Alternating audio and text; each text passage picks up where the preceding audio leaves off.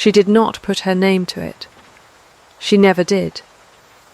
The letter lay finished on the writing slope in the grey hour before the household woke, the ink not yet dry on the last line, and Lynette Aldous read it over once more, by candlelight, the way she read every letter she had ever written for another woman's happiness, for the honesty of it, not the beauty, though it happened to have both.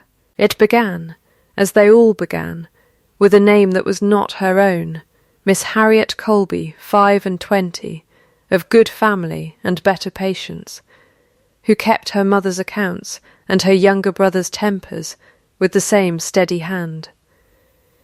She had watched Miss Colby for the better part of an hour 3 days before, in her aunt's good parlour, watched the way the girl's fingers had gone still over her teacup whenever her own mother spoke for her, and had known, the way she always knew, the way her father had taught her to know, by hands before faces and by silences before speech, that here was a girl worth more than her dowry, and considerably more than her mother's opinion of her. She had written that down. She always wrote it down. She had written 20 such letters this season alone, 20 women introduced by her pen to a duke she had never once been permitted to meet, and she did not yet know that the 21st letter of introduction the household would produce that autumn would be about her, or that she would not be the one to write it. Had she known, she would have kept writing anyway. That was, her father used to say, the whole trouble and the whole use of her. Nan Coggins came in with the tea before the candle had properly guttered, set the tray down without ceremony, and looked at the finished page the way she looked at everything in that house, as though she had already decided what she thought of it, and was only waiting to be asked. "A wren does not sing to be seen, child," she said. "She sings because the morning asked her to." It was Lynette's father's line, worn smooth as a doorstep from repetition, and Nan used it now the way she always did, half comfort and half scold.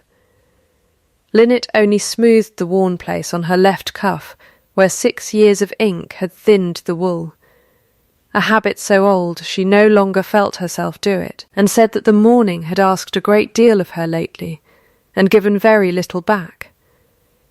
6 weeks, Nan said. That's what they're saying below stairs. 6 weeks till Michaelmas and the old Duke's will, still standing over the young one's head like a debt collector, and not a bride in the county he's looked at twice. Lynette knew the shape of the will better than she let on, because she had copied its relevant clause into her own commonplace book the day her aunt first explained the business to her, that Gideon Ashworth, Duke of Malbec, must stand betrothed before his 30th birthday, which fell that year upon the eve of the harvest ball, or the unentailed lands of Malbec, the good grazing, the home wood, the water, would pass from his hand into trust for 7 years, administered by a cousin who had already, it was said, begun measuring the curtains. It was why the Dowager Duchess had come to Mrs. Pruitt's discreet little enterprise in the first place, after the family had once been badly and publicly deceived by a fortune-hunter's polish, and had sworn no bride would enter that house again on the strength of a smile alone. Every candidate would be observed, and written of honestly before she was received. It was, Lynette sometimes thought, the only part of the whole apparatus of the season that told the truth about anyone. The door opened before she had folded the page, and Cressida Vane came in already dressed for morning calls, orange flower water announcing her a full 2 steps ahead of her person, her eyes going first to the letter and not at all to Lynette. "Another one finished," she said. "You are industrious as an ant, cousin, and about as likely to be thanked for it." She lifted the page, scanned it with the quick proprietary ease of a woman about to put her own hand to another's work, for it was Cressida who carried these letters to Mrs. Pruitt for her signature, and Cressida who made the fair copy that went, at last, under seal, to Malbec House. Lynette let her take it. She had learned long ago that objecting cost more than it purchased. Only Cressida paused at the door and smiled the particular smile she kept for moments like this one, gentle as a blade wiped clean. "Only I do wonder," she said, "when we shall see a letter of introduction written for you." Lynette did not look up. "There is no one to write it," she said. "I have no fortune, no father living, and no consequence to introduce." "Hedge wrens do not marry hawks," Cressida said, not unkindly, which was somehow worse than unkindness would have been, and went out with the letter in her hand and the door swinging shut behind her on its old hinge. It was in the small silence that followed, before Lynette had even set down her pen, that she heard, quite unmistakably, through the parlour window left open to the first cool morning of the season, the sound of wheels on the gravel sweep, and a voice she did not yet know asking for Mrs. Pruitt by name. He did not send a card ahead of him. That alone told the household something was wrong with the ordinary order of things, for Jukes did not simply arrive, and Mrs. Pruitt was still tying her second cap ribbon when she came flying down the stairs to receive him in the good parlour, Cressida already arranging herself artfully by the window, as though she had been reading there for hours. Lynette was not asked to attend. She was never asked to attend. She was the pen behind the curtain, not a figure to be produced at the door, and she told herself this without bitterness, because bitterness was a luxury she had priced out of her budget years before, along with new gloves and any expectation of being seen. She was 3 rooms away with the account book when Nan came for her at a near run, her cap askew, saying that His Grace had a question no one else in the house could answer, and Mrs. Pruitt had gone the colour of old linen trying. The question, when Lynette reached the parlour door and was waved in by her flustered aunt without introduction, was simple enough on its face. He wanted to know, he said, standing by the cold hearth with his hands clasped behind him, the way a man stands, who does not trust himself to keep them still, why the letter concerning Miss Colby described her patience as a discipline rather than a temperament. He was a big man, and quiet in the particular way that made a room go quiet around him, not because he demanded it, but because he had never once needed to raise his voice to be heard, and his eyes, when they found Lynette's, were the grey of weather that has not yet decided what it will do. Lynette answered before she thought better of it. "Because it is one, Your Grace," she said. "A temperament costs a woman nothing. A discipline costs her every day she keeps it. And Miss Colby has kept hers for 11 years against a mother who mistakes volume for authority. That is not luck. That is labour, and labour deserves an honest word." Mrs. Pruitt made a small strangled sound. Cressida's needle stopped moving in her lap. The Duke regarded Lynette for a long moment, as a man might regard a locked door he has been told for weeks has no key, and then he said, "And who are you?" "My niece's companion, Mrs." Pruitt said quickly. "Before Lynette could answer for herself, Miss Elders, she keeps my correspondence in order, Your Grace, nothing more." "I did not ask what she keeps," the Duke said, not unkindly, but with the flat patience of a man accustomed to being answered directly. "I asked who she is." "Lynette Aldous," she said. "My father was a country curate. I have no fortune and no claim on your attention, Your Grace, only an opinion, freely given and not, I think, unwelcome, since you crossed a county to ask for it." Something moved behind his eyes that was almost, though not quite, amusement. "I did not cross a county for an opinion on Miss Colby," he said. "I crossed it because for 3 weeks I have read 20 letters written in one hand under my mother's roof, each one different in its subject and identical in its honesty, and none of them signed, and I have begun to suspect that the woman who wrote them knows my future wife better than I am ever likely to. Whose hand is it? Mrs. Pruitt opened her mouth. Cressida, very smoothly, said that the letters were composed under her aunt's direction, and her own pen did the final work, which was true exactly as far as the seal, and no further. Linnet, watching her cousin's face arrange itself into modest credit, understood for the first time in 6 weeks the shape of the arrangement she had been living inside without ever quite naming it, that her work went out under other names, and always had, and that she had accepted this the way she accepted weather, because objecting to weather had never once changed it. She said nothing to correct the account. It was, after all, no lie that endangered anyone. The Duke looked between the two women for a moment that felt longer than it was, and then he said, to Lynette directly, that he would like, before he left that day, to know one candid thing about every young woman his mother had proposed to him this season, and that he would prefer to hear it from whoever had actually observed them. "It is a great deal to ask of a companion, Mrs." Pruitt murmured. "It is a great deal to ask of anyone," the Duke agreed, "which is why I am asking the person who has already done it 20 times without being thanked." Nan, hovering by the door with the tea-tray she had manufactured as an excuse to stay, caught Linnet's eye and did not bother to hide her satisfaction. "There," her look said, plain as speech. "There it is." By the following week the story had travelled the way stories of that kind always travelled in a county, with more leisure than employment, transformed, embroidered, and entirely wrong in its particulars while landing, as gossip sometimes accidentally does, near enough the truth to be dangerous.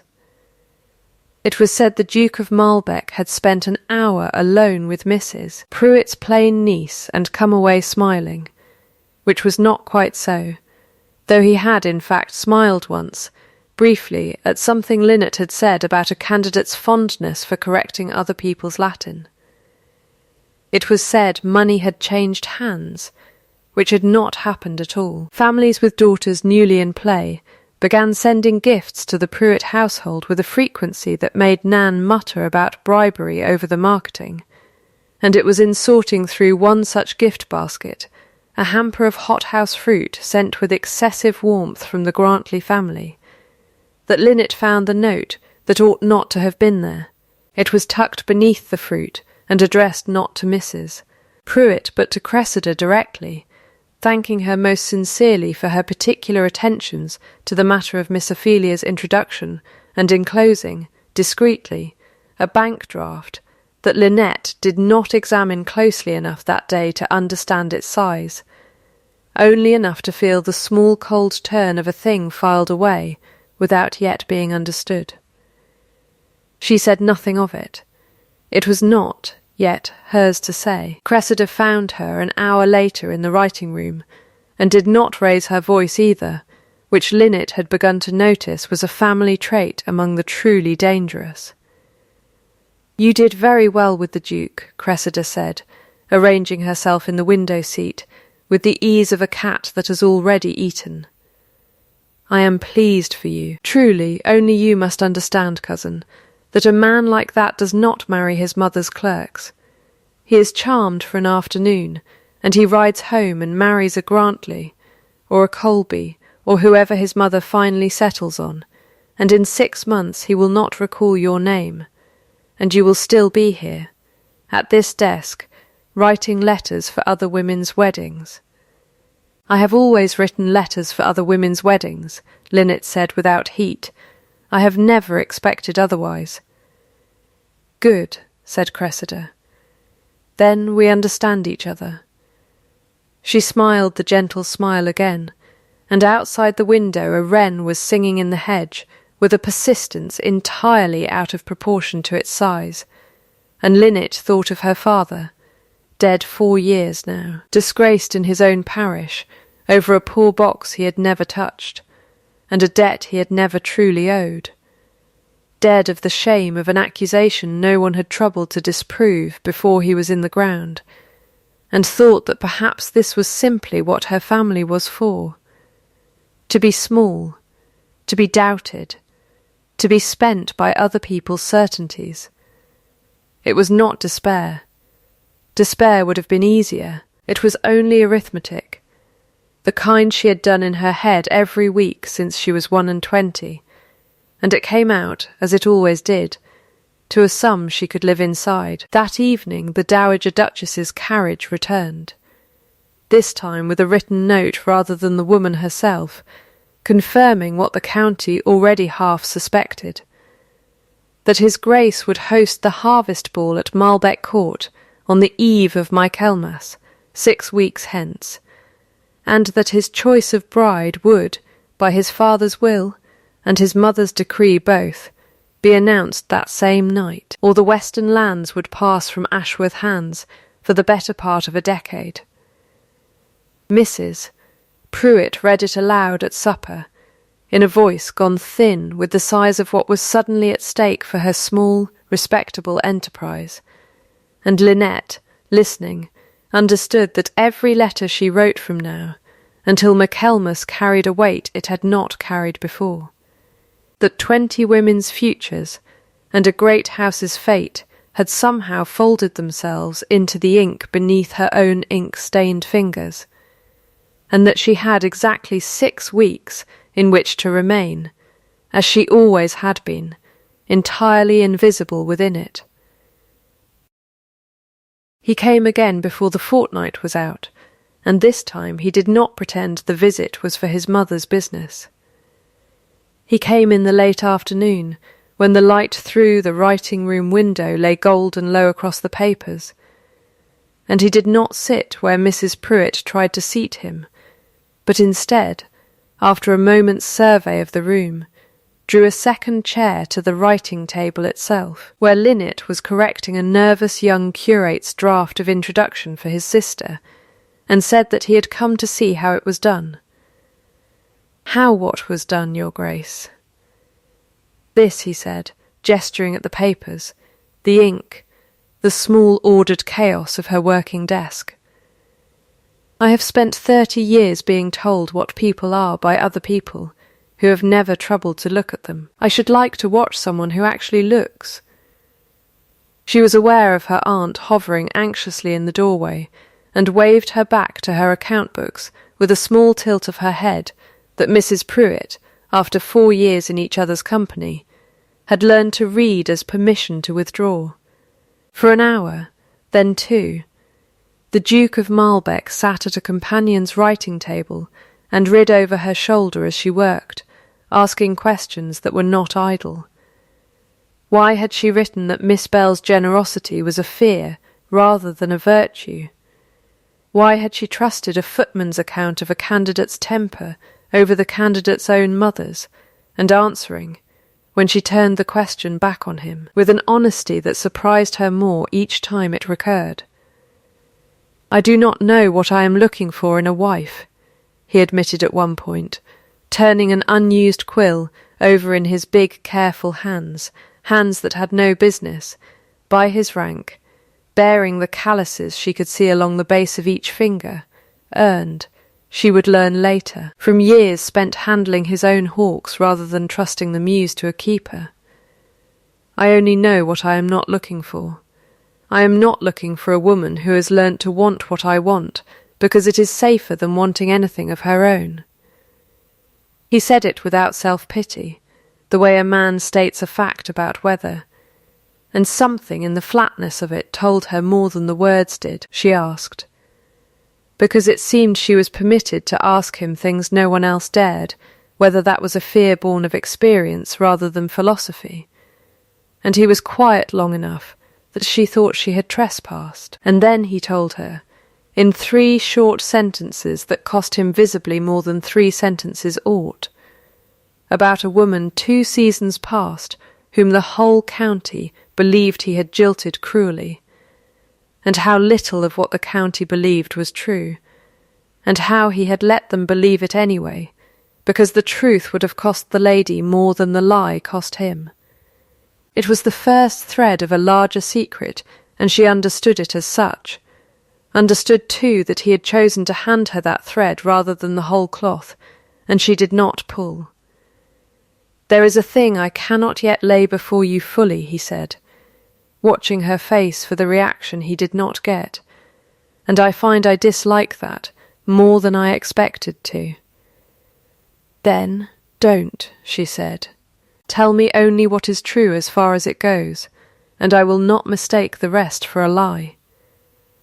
Something in his face eased, the way a held breath eases, and it was in that small, unguarded moment, with the gold light going long across the papers, that he laughed, not the courteous half-laugh of a man being polite, but a real one, surprised out of him by something she had said a full minute before about a suitor's mother who had listed her son's chief virtue as punctuality.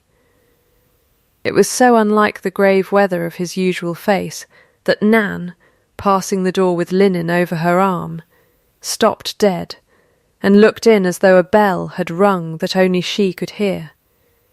It did not last long. Nothing that good ever seemed to, but before he left that evening he turned at the door, hat already in hand, and asked her, lightly enough that she nearly missed the weight beneath it, where her own letter of introduction was, the one that would tell a stranger what she was worth. "There is no one to write it," she said again, the answer worn smooth by repetition. And he studied her for a moment with those grey, unhurried eyes, and said that he found that very hard to believe of a house that produced 20 honest ones a season, and left her standing at the window with the question lodged somewhere under her ribs where she could not quite dislodge it. The blow, when it came dressed as concern. Mrs.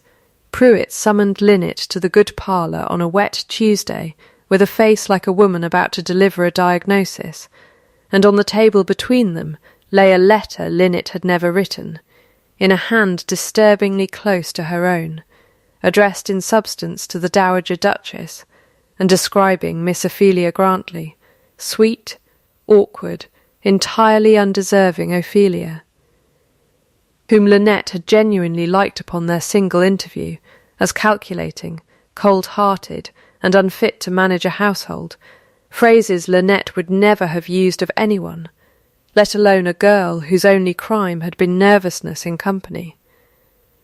It had gone out under seal a full week before, and Ophelia's mother, devastated and furious in equal measure, had traced its authorship through Mrs. Pruitt's household and arrived that very morning demanding satisfaction. "I did not write this," Lynette said, and heard, even to her own ears, how a true thing could sound exactly like a desperate one. "The hand is close to mine," she went on, forcing steadiness into her voice the way she had once forced steadiness into it over her father's grave, close enough to deceive at a glance. "But I did not write it, and I would ask that someone compare it to my genuine drafts before condemning me on a copy alone." But the genuine drafts, when sent for, had already been collected days before by Cressida for the season's fair copying, and could not immediately be produced. And in their absence Lynette had only her own word, which had never, in 6 years of that household, been asked to stand alone before. It was into this that the Duke arrived, summoned by his mother, who had received the letter with her own eyes, and was, understandably, no longer certain what to believe of the household she had trusted with her son's future. He did not shout. He never did. He simply looked at Lynette across the parlour with an expression she had not seen on him before, something that was not quite doubt, and was worse than doubt, because it was disappointment wearing doubt's clothes, and asked her plainly whether she had written it. "No," she said. "Then who did?" "I do not know," she said, which was true, though the shape of a suspicion had already begun forming at the back of her mind, cold and unwelcome, pointed at a cousin who copied every letter that left that house, and had, weeks before, tucked away a bank draft that ought never to have arrived. "I cannot prove a negative to you, your Grace, not today, not with the paper that would prove it already out of my hands. I can only tell you that I have never in my life written an unkind word about a woman for the crime of being nervous in front of a duke, because I know, better than most, what it costs to be looked at and found wanting by people who have not troubled to look properly." He was silent a long moment, weighing her, and it was the silence, more than anything he might have said, that told her how much ground had shifted beneath them both in 6 short weeks, that this had stopped somewhere along the way, being a business of letters and become a business of trust, and that trust, once doubted, did not simply reassemble itself because the doubted party asked it to.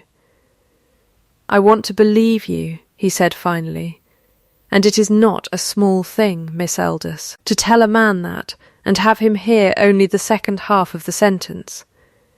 He left without another word, and it was not anger she felt watching the door close behind him, not precisely. It was the flat grey feeling of a scale that had, without warning, been reset to 0, every ounce of trust she had earned in that room now needing to be earned all over again, from further back than before. Cressida found her that same evening in the small unlit passage outside the writing-room, and for once dispensed with gentleness altogether, though she kept her voice as low and even as ever, which was, Linnet thought, somehow more frightening than shouting would have been. "This need not go further," Cressida said. "Aunt is beside herself. The Grantleys are threatening to make it a matter for the assizes, and the Duke's mother is asking whether the whole household ought to be dismissed from her patronage entirely. But I have spoken to Mr. Grantley's man, and for a sum, quietly settled, the matter can be made to disappear before it touches you at all. You need only agree to go, quietly, without contest, to your mother's cousin in the north, who I understand would take you as a governess, and I will see that no formal accusation is ever laid at your door. It is," Cressida added, watching her carefully, "more mercy than you are likely to be offered twice." Linnet understood, standing in that dim passage with the rain still ticking against the window-glass, exactly what was being offered, and exactly what it would cost her to accept it.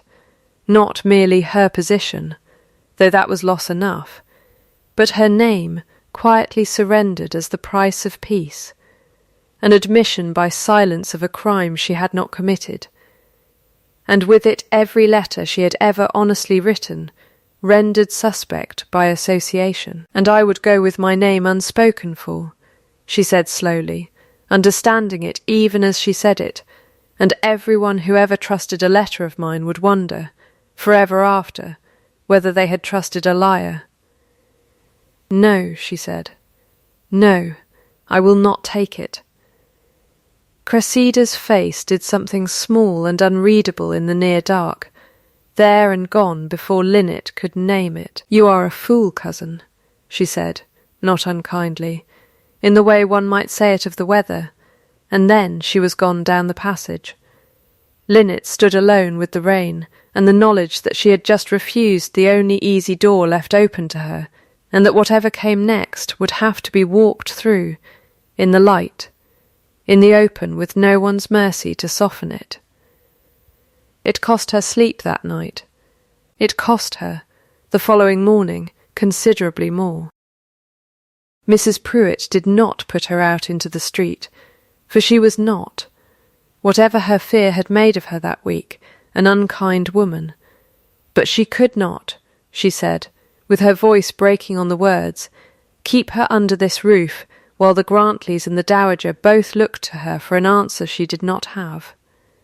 It was arranged, with a speed that felt to Linnet like falling. that she would go within the week to a distant relation near the coast, who required a companion for an invalid aunt. A position that was, everyone was careful to say, entirely respectable and entirely temporary. And that fooled no one, least of all Lynette, who understood a quiet exile when she was being handed one.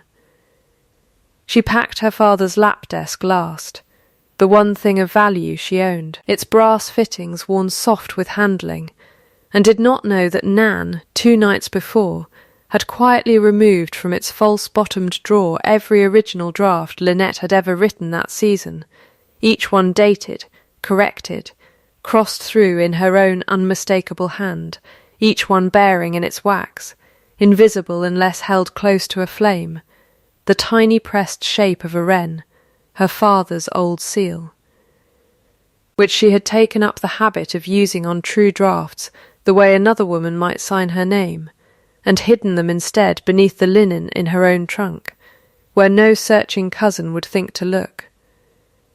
Nan said nothing of this to Lynette before she left, only pressed her hand hard at the door and told her that a wren does not stop singing for one bad morning. And Lynette, too tired and too proud to weep in front of the coachman, only nodded and climbed into the hired chaise with her smaller trunk and her larger grief. She had gone perhaps 3 miles when the chaise was overtaken on the coast road by a rider she recognised even at a distance by the set of his shoulders, and it was Ophelia Grantley's own brother, Breathless, who drew alongside the window to say that his sister had that morning confessed to their mother, in an agony of guilt, that the letter which had ruined Miss Aldous' name was not, could not have been, the same hand that had written Ophelia's own true introduction months before. For Ophelia had kept that first letter, treasured it even, the only kind thing anyone had said of her all season, and held it now beside the cruel one, and could see with her own eyes that the loops of the capital letters did not match, that someone had laboured to imitate a hand, and laboured imperfectly.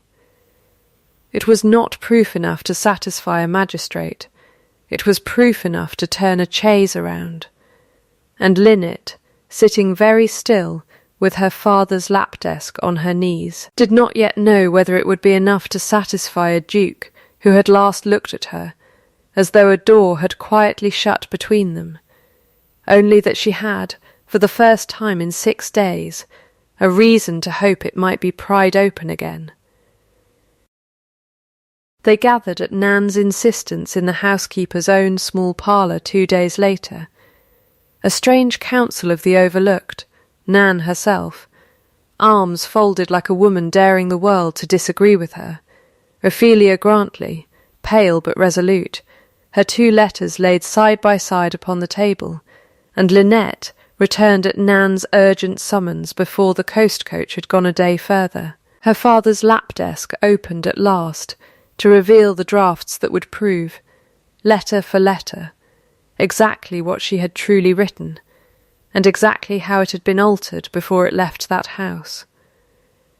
It was Ophelia who thought to send, quietly, for Sir Eldrick Cumb, a magistrate of the old unhurried school, and an honest friend to the dowager these 30 years, on the reasoning that a matter of forged hands and stolen fees was, whatever its origins in a lady's parlour, very much a matter for the law. Sir Eldrick, once shown the drafts, and the 2 mismatched Grantley letters side by side beneath his own reading-glass, agreed without hesitation that something would need to be laid plainly before the household at Marlbeck, and soon, and that the harvest ball, 3 days hence, with every relevant party already gathered under one roof, was as good a courtroom as any he was likely to find. It was Nan, characteristically, who found the last and most fragile piece young Peter Dunn, a footman lately grown pale and short-tempered, who had been seen delivering more messages to the Grantley house and others than his ordinary duties required, and whom Nan cornered in the stable yard with nothing more than a long look and the plain observation that guilty men slept badly, and he had not slept well in a fortnight. He did not confess outright. He only said, white about the mouth, that he had been told it was a kindness he was doing, easing an old debt his mother owed, and that he had been given a seal to press that was not his own to explain, and told never to ask why the wax pattern differed from the letters he'd carried before. It was the smallest crack, but Sir Aldrich, hearing it, said quietly that the smallest crack was usually the one a house came down through, and that Peter would be wanted at Marlbeck Court on the night of the ball, whether he wished it or not. Linnet, listening, felt something steady in her chest for the first time in a week, not triumph, which still felt too grand a word for what remained a fragile and unfinished thing, but the particular calm of a woman who has, after days of falling, finally found the floor. There remained only the matter of whether the Duke of Marlbeck, 3 days from a deadline that would either keep his family's lands or lose them, would open his doors to a woman his own mother currently believed a forger, and it was Ophelia, of all people, who solved that difficulty by the simple expedient of writing to the Dowager herself, in her own true hand, laying out plainly what she now believed and why, and asking, as one wronged woman vouching for another, that Miss Aldous be permitted to speak before the whole company gathered for the ball, rather than be condemned by a letter she had never written. The reply came the following morning, brief, formal, and signed by the Duke himself rather than his mother, that Miss Aldous was expected at Marlbeck Court on the eve of Michaelmas, and that she should bring. He had written, whatever proof she possessed, and no less than all of it. The great hall at Marlbeck was lit that night with more candles than Linnet had ever seen assembled in one room, and the harvest ball moved around her in its ordinary bright indifferent way. Gowns and laughter, and the small orchestra tuning in the gallery, entirely unaware that the true business of the evening had not yet begun. She had been given, at Sir Aldrich's careful arrangement, a quarter-hour before the dancing to be received by the Dowager Duchess in the long gallery, and it was there, before a gathering that had grown, by whispered summons, to include not only Eleanor of Marlbeck and Sir Aldrich, but Mrs. Pruitt, ashen and silent, and Cressida, exquisitely composed in blue silk. That Linnet opened her father's lap-desk upon the gallery table, and began, without preamble, to lay the truth before them in the light. She set the original draft of Ophelia's letter beside the corrupted copy Cressida had sent, and beside both of these the letter falsely blamed on her own hand, and asked Sir Aldrich, who had brought his glass, to hold each to a candle flame in turn. There, upon the true draughts, faint in the wax beneath the sealing wax, a small pressed shape emerged under the light that had never once appeared upon the false ones. A wren, wings spread, her father's mark, worked into every honest page she had ever sent from that house. "It is a habit," she said into the listening silence, "that no one thought worth forging, because no one but my father and I ever knew to look for it." Cressida did not move, but something in her stillness had already begun, very slightly, to fracture. Sir Aldrich then called Peter Dunn forward, and asked him only one question, gently but without give. "Who gave you the seal you pressed upon the letters you carried to the Grantley house, and where is it now?"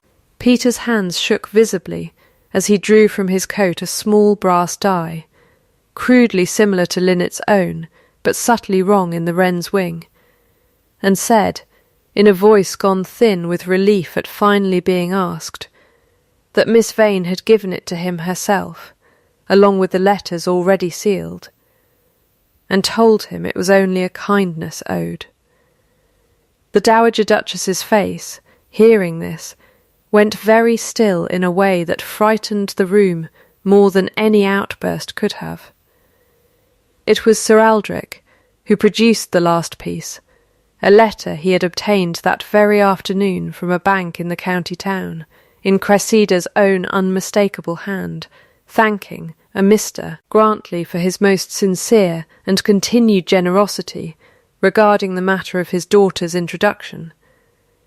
And it was read aloud into a silence so complete that the music from the hall below seemed to belong to another world entirely. Cressida's composure broke then, not into weeping exactly, but into something rawer, a confession delivered in a low, fast voice, about being raised always as the ward and never the daughter, always compared, always found decorative and never necessary, terrified of a future, with no household left to keep her, once Mrs. Pruitt's fortunes changed. Linnet, hearing it, felt something in her own chest that was not forgiveness, not quite, but was recognisably its cousin, pity, unanswerable and unwilling, for a fear that had chosen the wrong door out of itself. It was Gideon, arriving in the doorway at the tail end of it, grey-eyed and very quiet, who spoke the mercy the room had been waiting for.